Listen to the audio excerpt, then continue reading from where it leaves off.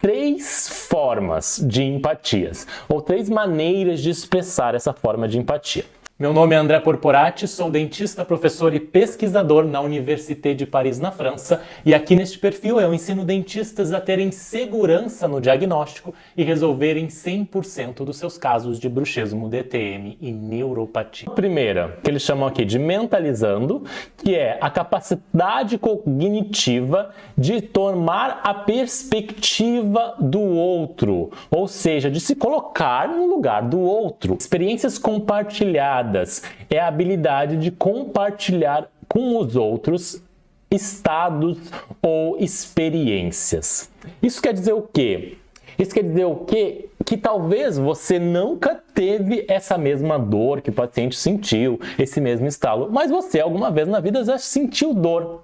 E você pode dispor disso para falar com o meu paciente. E o terceiro, comportamento empático, que é o poder de expressar fatores sociais ou fatores altruístas ou comportamento altruístas para aumentar as experiências. Se você quer saber mais sobre esse assunto, escreva bruxismo aqui nos comentários para receber uma aula completa sobre esse assunto.